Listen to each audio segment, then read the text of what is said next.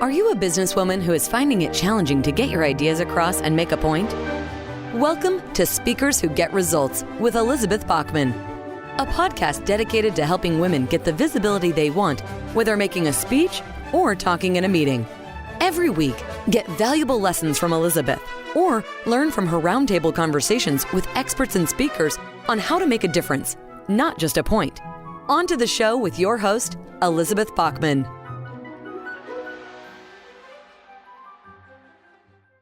Hello and welcome to Speakers Who Get Results. I'm Elizabeth Bachman, your host, and this is the podcast where we talk about leadership, communication, presentation skills, and today we're talking about how do you take care of yourself? So before we get to the interview, I'd like to invite you to see where your presentation skills are doing by taking our free 4-minute assessment at speakforresultsquiz.com. That's www.speakforresultsquiz.com. And that's where you can see where your presentation skills are strong and where perhaps you might need a little bit of support to get the results you need and the recognition that you deserve. My guest today is Jennifer Keable. And Jennifer's a remarkable force in the field of well-being transformation. She's a corporate stress release and well-being strategist, and she's a workshop facilitator and speaker. Her expertise is really extraordinary. With a strong academic foundation in psychology and having personally experienced and successfully navigated through crippling self-neglect and 2 actual burnouts, Jennifer brings a unique understanding and empathy to her practice. In her transformative workshops, Jennifer doesn't just address stress, she transforms it into sustainable vitality, fostering workplace cultures where well-being isn't just a buzzword, but a guiding principle for lasting success. She seamlessly blends mindful techniques with business strategy, crafting an environment where the employees thrive, productivity soars, and talent retention flourishes. We had an interesting conversation and really a vulnerable conversation with telling some personal stories this time. So this was a very interesting and a little bit unusual interview. On to the conversation with Jennifer Keable. Jennifer Keable, welcome to Speakers Who Get Results. Thank you so much. It's so wonderful to be here with you, Elizabeth. Thank you. I'm really delighted to have you. And we have such an important topic about, is chasing success killing you? I wonder that myself sometimes. But before I get started on that, let's talk about your dream interview. If you were to interview someone who's no longer with us, who would it be? What would you ask them? And who should be listening? It's funny because there's so many people I could choose from, but the first person who comes to mind for me is my grandfather. So my grandfather passed away when I was only 5 years old. And he was my very first memory from being a young child. I don't remember a lot of memories from before 5 years of age, but I remember so clearly sitting with him beside his rocking chair in Kelowna, BC, and him just paying attention to me and talking to me like I am the most important person in the world and just genuinely showing me how much he cares. And that's my only memory of him. But I still hold it so near and so dear to me. And so it would mean the world to me to be able to see him again, to be able to spend time with him and just find out, right? Like, what did you love doing? What filled your cup? Maybe even what regrets do you have? What advice do you have for me as somebody who was, 80 years older than me at the time? He had a wealth of insight. So I would just love to be able to hear from him what he would take away from those 80 years of experience to be able to share. I share that. My mother's father died when she was 17. And so I only know a few stories about him, but apparently he was a really smart, interesting person. So again, I would love to be able to actually go back in time and meet him in his prime, in the Yeah. time when my grandmother fell in love with him, instead of hearing about how he died and left them. So, well, there's so much we can learn from our ancestors and hopefully then pass on to those who follow us. It's a useful thing. Let's talk about resilience and burnout and why chasing success might be killing you. This is a topic you hear about a lot, and yet many of us don't do what needs to be done to take care of ourselves for many reasons. How did you get started talking about this? Oh, from a wealth of personal experience that was very heavy. Mm, So my entire life, I have chased success. When I say mhm, success, I use the quotations of success because it was that very external, that egotistical version of success, right? The one that society tells us that it is. It's that dollar figures that we earn, how much money we're able to save, our job status, perceived importance by others. That was everything that I was chasing. It was truly a part of my identity. And at 19 years of age, I was in university or for American Friends College, and I had a painting franchise at the same time. Now, this was the first time I had ever been a business owner, had ever managed a team. I had to even learn about painting itself. And at first, when I took this on, I was super excited. But as the days and the nights went by and the reality began to set in, I realized what I thought at the time was if I wasn't successful at this business, then everybody around me would see me fail. And yeah. therefore, it would be a direct correlation as to who I am and the value I bring to this world. What made you start a painting franchise when you were still in school? Right? Well, the opportunity was brought to me. I was just so happened to be on campus the one day. Actually, my sister and I were walking through the university, and this gentleman came up to us, and he had this sign, and he had a little table behind him, and he was asking us, "Oh, have you ever heard of us?" And started telling us. And to be quite honest, the first time he told me, because he was hanging those dollar figures above our head, right? Like this is what's possible. And as someone who doesn't always trust people, I was a skeptic. I was, no, Mhm, that's too good to be true. There's no way. Maybe one in a million can do this.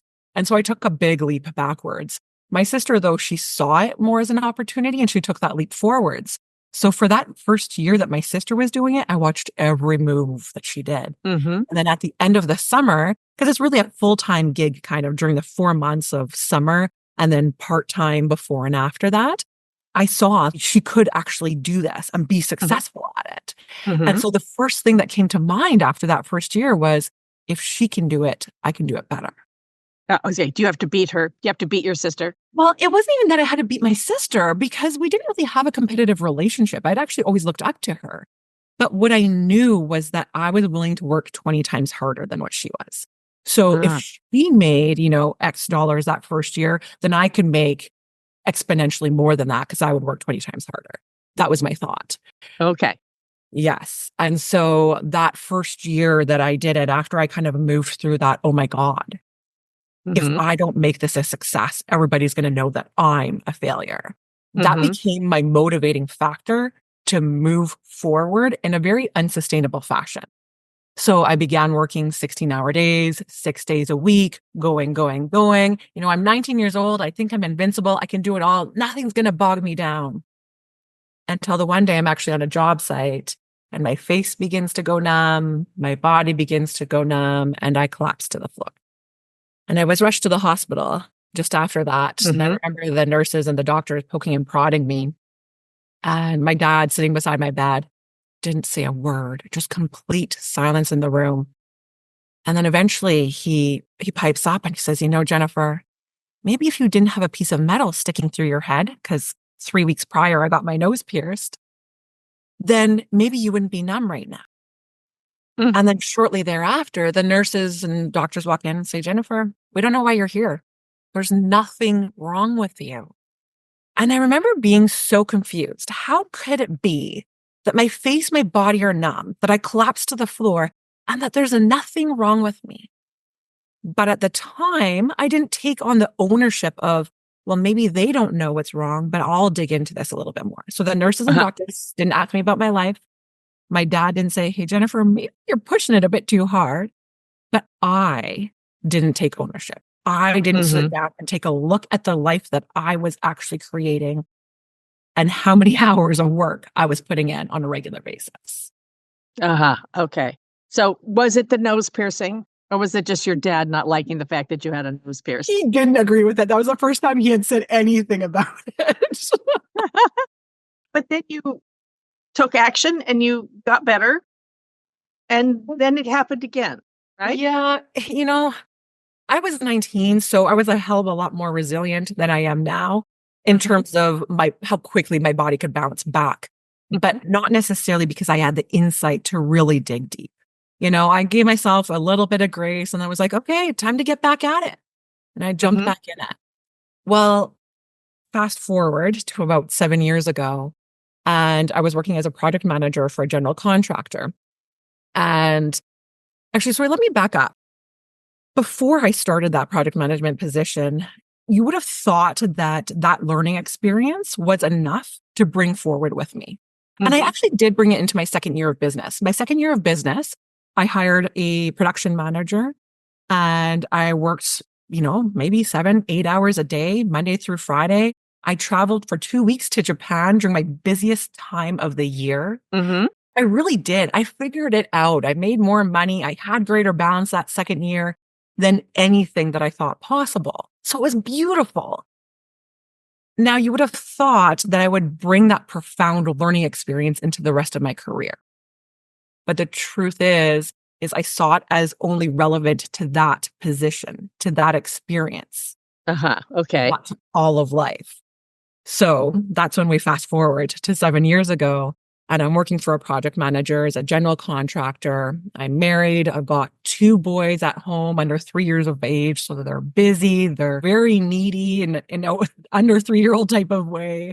And I remember walking up the stairs, going up to my bedroom, and I could hear this little voice saying, Jennifer, you need to start taking care of yourself.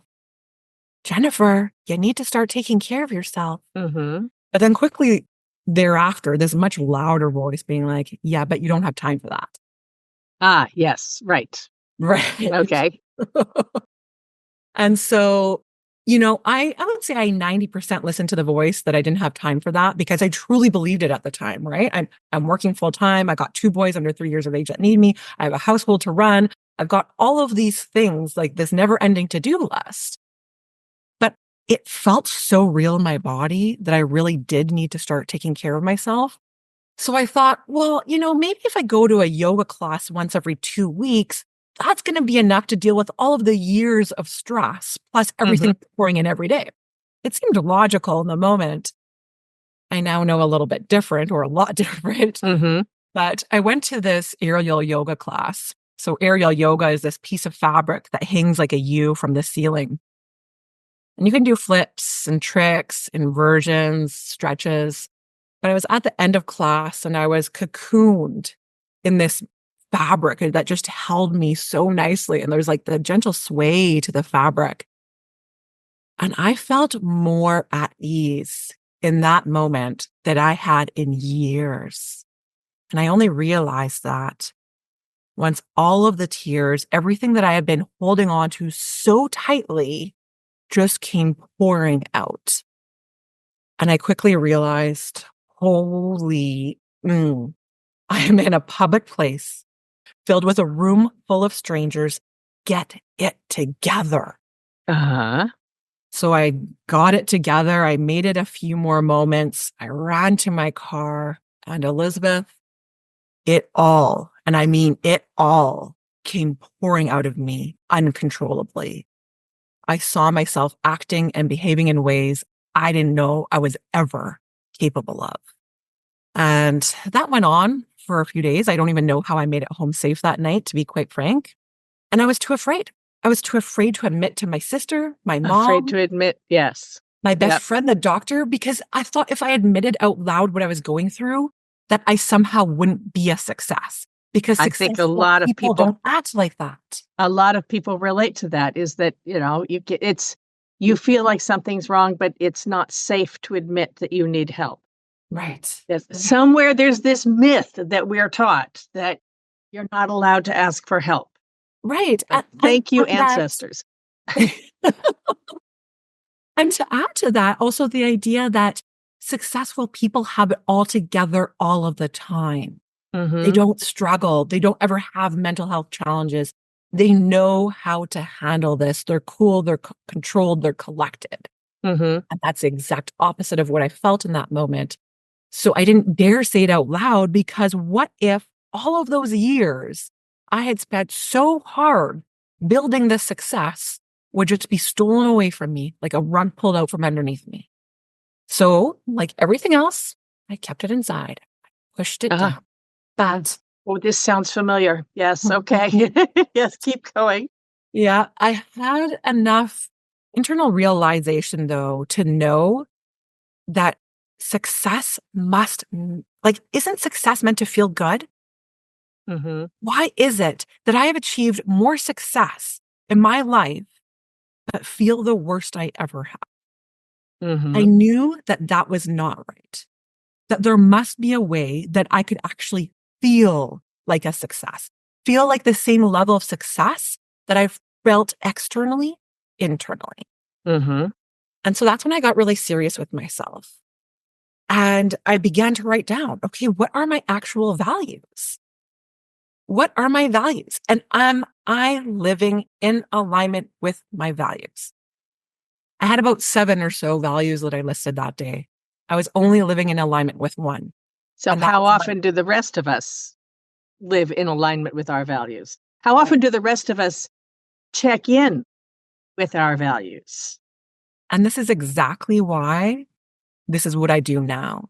I have become so darn passionate about not only living in my own values, but helping others to live theirs too, so that their success can actually feel like a success. So where in the world do you start? That's my question. How do you start? Where do you start? Where do you start? Well, I highly recommend, and this is exactly what I did, is I wrote down what are my values in one column. And then beside that, first I took a look at those values. How many of these am I actually living in my day-to-day life? I was living one of them, and that was my professional success. All of the other ones had been neglected. So then you write another column, and you just write at the top, start. Write another column beside that, stop. And then another one, continue. And in each of those 3 columns that are beside your values column, and I'm happy to share a document with you after, Elizabeth, if you want to share that with your listeners. Oh, yeah. That they can fill in, is that you write, what can I start doing that will help me live this value every day? What do I need to stop doing so that I can better live that value every single day? And then what do I continue? And you ask yourself those 3 questions. What do I need to start, stop, and continue to live this value every day? And you do that for each of your values. And the more clear and concise, specific you can be about what you are starting, stopping, and continuing, the more you will have a clear plan as to what to do when you finish that document. I love this because it's so easy. I've been in and out of various situations and people say, so write down your values. And what are your values? And I say, okay, this, and this. Yeah. And then I don't make a difference. So I love the idea of what do you start, what do you stop, and what do you continue? It makes it more real and gives us actual actionable steps, which is, thank you. That's very helpful. I'm going to do that. I'm going to go back later today and just look at my values list and add to that. It's very helpful. Thank you. Absolutely. And I mean, that creates your action plan. That document creates your action plan. And then if you can be clear about when you are doing each of those actions, that will be beneficial too. So for example, for me, one of my values was my physical health. So one of the actions was work out Monday through Friday, 30 minutes, first thing in the morning. I knew exactly when I needed to do it. I didn't just say, start working out. Oh, good. When are you going to do that? When are you going to do it that it's going to be most likely for you to follow through? But the other part is sometimes we have a really hard time holding ourselves accountable. So who do you have in your life who actually annoys you because they hold you so darn accountable? I love it. Yes. Yeah, absolutely. Person that pesters you. It's like, hey, Elizabeth, have you done this yet? Elizabeth, I need this. Elizabeth, right? You want to ask that person who's going to be annoying, because guess what? They're not going to give up on you. And if you're unsure, maybe who is that? Are they going to give up on me? Create a plan. Tell this person, hey, I'm going to start working out for 30 minutes, Monday through Friday. And every time I work out, I'm going to send you a text message letting you know I completed it. If there is one day that I don't send you that message, I'm going to take you to your favorite show, or I'm going to take you to your favorite restaurant for dinner. Okay. Guess what? That person is going to hold you accountable because they want to know if they get to go to their free show or go to their favorite restaurant for dinner. So, what a great idea. Yeah. So that's another great way to have the people in your life help hold you accountable. Another one, set a timer on your phone. So if it's not the thing you're doing first thing in the morning, set a timer on your phone reminding you.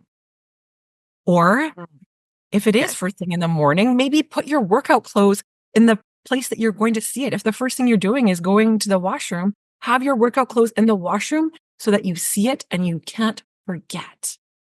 I love that bit about the accountability. I do reminders in my phone all the time, and then I just ignore them.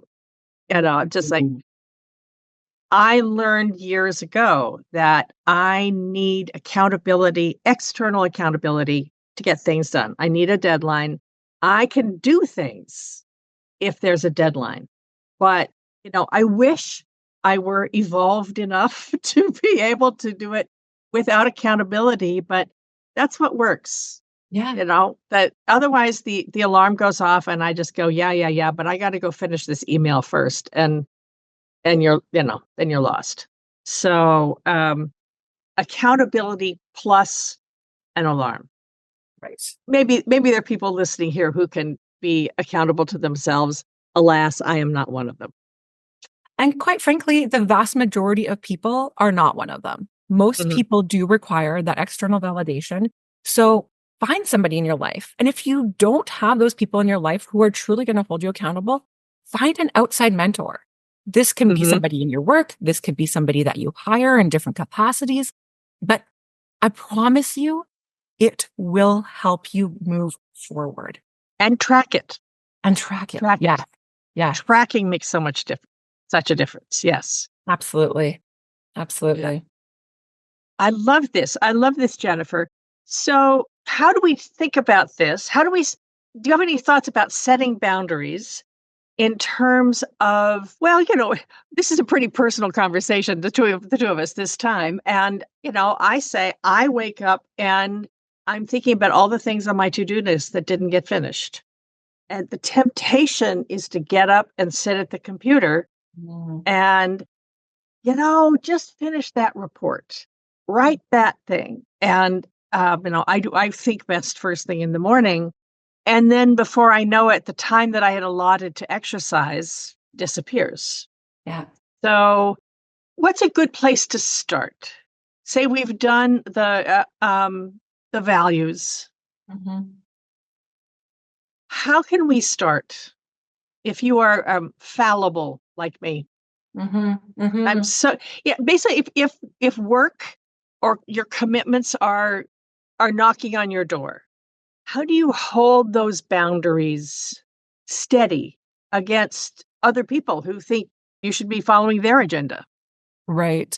And I'm going to spin that a little bit because oftentimes we actually hold ourselves and have way higher expectations of ourselves, oftentimes unachievable, than the people who we're reporting to do. not always, but a good percentage of the time, we have this subconscious who is trying to outperform our colleagues. We're trying to prove our worth. We're trying to prove our value. And so we put in these insane hours. We allow ourselves to be available whenever an email comes in, even though that person doesn't require or even want a response at that crazy hour. They're simply just sending it because it's on their mind and they want to let that go. So first of all, listen to that voice. You know that voice I talked about in my story earlier where it was like, hey, Jennifer, you need to start listening to yourself. You need to start taking care of yourself. As long as you ignore that little voice, as long as you ignore the hard truths, it's going to be really damn hard to hold a boundary. Okay. And the longer you wait, the harder it is. The longer you wait, the harder it is. But that doesn't mean it's too late. Right? So start listening to that boundary, start listening to that voice first. Okay. Then set clear, consistent boundaries with yourself. So, what time do I commit to starting work each day? In that same question is, what time do I honor myself before work? Right? Until what time? And honoring yourself means you're not checking your emails. You're not working on that document. Because guess what? There's always going to be something you could fill that space with. But if filling that space hasn't served you yet, you need to try something different. Right? The definition of insanity is trying the same thing over and over and expecting different results. I also find that as a boss myself, or, I work with my team, if somebody says, I can't do this until Monday, then fair enough. I understand. It's the lack of answer that bothers me. And so if they can't do it, just tell me. I'll figure something out. And if it's something, if it's the house is burning down, then I'll say so. But most of the time I'll say, okay, let's figure out a workaround. If you can't get it, if you can't do that early, or, I'm sorry, I don't work weekends. Fair enough. As a boss, as long as I know. Right. As long as I know, then I can adjust my expectations. It's not getting an answer. And I love that you bring that in, because from an employee standpoint, that was where I was years ago. I was so afraid of saying no, right? Because man, if I'm showing that I'm providing value to this company, I'm bringing it all in. My manager walks into my office, it's going to be a yes, despite being overwhelmed, right? And oftentimes people are afraid to set that boundary because not only are they afraid of the value, but they're afraid of disappointing. A lot of people are people pleasers. But the problem is you can't do it all and then do all of it exceptionally. You are going to disappoint. And I can guarantee you, and I bet you that you can agree with this, Elizabeth, is that you would much rather your employees do a little bit less and do it exceptionally than do a half job at a lot. Exactly. And so it's actually really clear and kind to set that boundary. It's not rude. It's not you being a horrible person or a horrible employee. It's very kind. And certainly as a boss myself, I always tell people, I'm going to ask when it occurs to me, because otherwise I'll forget. You answer when you're ready, or you tell me yes or no. Just tell me if you can't do it. I'll figure something else out. There's always a workaround. There's always something that can be done. Absolutely. So Jennifer Keable, this has been really interesting and fascinating. Tell us about your journal here, this journal book that you have. Yes. So, and I love to use a lot of different terms for it. I'm a big fan, a big believer in journaling because it has changed my life. It has it has brought me along the most beautiful journey. I also acknowledge that not everybody loves the word journaling. It really turns some people off. So whatever you want to call it, written reflection, brain dumping, journaling, this document really helps those individuals who are struggling with self-care right now. Those individuals who are struggling with balancing their personal life and their professional life. These questions, if you take them seriously, you sit down, grab a pen, answer them one by one, will help you come to the realizations that you need to live a more balanced, happier, healthier, and more productive life. Because I can tell you, when I used to be stressed to the max, never giving myself time for self-care, I wasn't my most effective. Yeah. That is a wonderful place to stop. Thank you so very much, Jennifer Keable. And we will put a link to this wonderful journal, book, written reflections, Jennifer's prompts, let's put it that way, into the show notes. Thank you so much. This has been Speakers Who Get Results. I'm Elizabeth Bachman. If you enjoyed it, please tell your friends, subscribe to us on YouTube and whatever app you listen to podcasts on. Also, do us a favor, go to Apple Podcasts and leave us a good review. That's the one that raises our ranking, and that's help more people hear it. So this has been Speakers Who Get Results. I'll see you on the next one. We have just concluded another great episode of Speakers Who Get Results with your host, Elizabeth Bachman.